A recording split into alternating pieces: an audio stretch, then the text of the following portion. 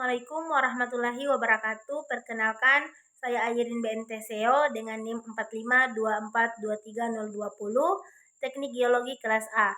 Saya akan mempresentasikan materi yang ketiga, yaitu hakikat penciptaan dan tujuan hidupnya di dunia. Allah berfirman dalam Quran Surah Az-Zariyat ayat 56 dan Quran Surah Al-Mu'minun ayat 115 yang berbunyi, "Wa ma khalaqatul jinna wal insa illa liya'budun." Artinya, dan aku tidak menciptakan jin dan manusia melainkan supaya mereka menyembahku. Berdasarkan firman tersebut, maka manusia harus bisa memaknai hidup bahwa manusia diciptakan selain untuk beribadah kepada Allah, juga manusia memiliki tugas sebagai khalifah fi ard, yaitu manusia memiliki Allah di dunia atau di muka bumi untuk memakmurkan dunia. Kemudian hakikat manusia. Hakikat manusia adalah sebagai hamba dan khalifah Allah di bumi yang terdiri dari 3 unsur, yaitu jasmani, akal, dan rohani. Sebagai konsekuensi, manusia sebagai hamba dan khalifah Allah di bumi. Kemudian pengertian manusia. Manusia adalah makhluk tanpa daya yang memiliki potensi atau kemampuan dasar. Potensi tersebut menghendaki proses bimbingan, pembinaan, dan pengarahan yang mengacu ke arah realisasi pengembangan secara wajar dan optimal melalui proses pendidikan. Kemudian agama dan ruang lingkupnya. Yang pertama, pengertian agama. Menurut bahasa berasal dari kata ak yang berarti hidup dan gama yang berarti aturan. Menurut istilah, agama adalah risalah yang disampaikan Tuhan kepada nabi atau utusan sebagai petunjuk bagi umat manusia. Islam menurut bahasa berasal dari kata aslamah yang artinya tunduk, patuh, dan berserah diri. Kemudian pengertian agama Islam.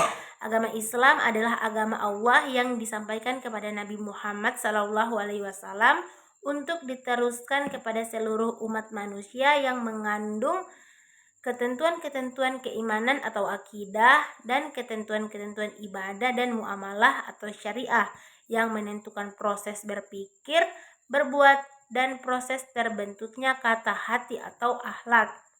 Kemudian macam-macam agama. Agama wahyu ialah ajaran Allah yang disampaikan kepada para rasulnya. Agama budaya ialah ajaran yang dihasilkan oleh pikiran atau perasaan manusia secara kumulatif.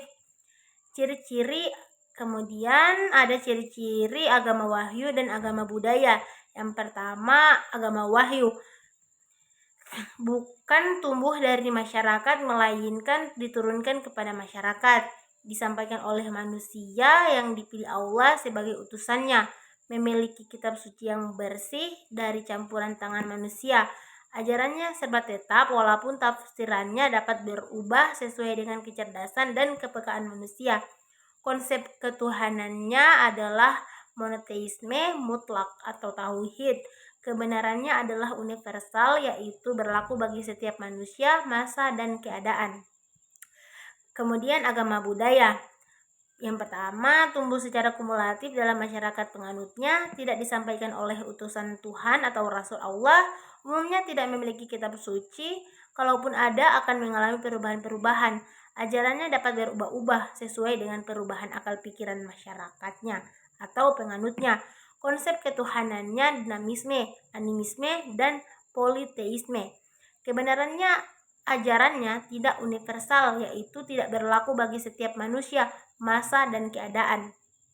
Kemudian fitrah manusia terhadap agama. Keinginan kepada hidup beragama adalah salah satu dari sifat-sifat yang asli atau fitrah pada manusia. Panggilan hati nuraninya. Manusia pada dasarnya memanglah makhluk yang religius yang sangat cenderung kepada hidup beragama. Oleh sebab itu, andai kata Allah tidak mengutus rasul-rasulnya untuk menyampaikan agamanya kepada manusia, maka mereka akan berusaha dengan ikhtiar sendiri untuk mencari agama, sebagaimana ia berikhtiar mencari makanan di waktu ia merasa lapar. Kesimpulan dari materi yang telah saya paparkan adalah penciptaan manusia sebagai makhluk yang sempurna di antara seluruh makhluk yang diciptakan oleh Allah Subhanahu wa Ta'ala bukan tanpa alasan. Di balik penciptaan tersebut, Allah memiliki tujuan-tujuan. Karenanya, memahami tujuan penciptaan diri menjadi hal yang penting untuk dipelajari. Kemudian, penciptaan manusia untuk menyembah Allah dan untuk mengetahui kekuasaan Allah. Allah yang menghidupkan dan mematikan makhluk.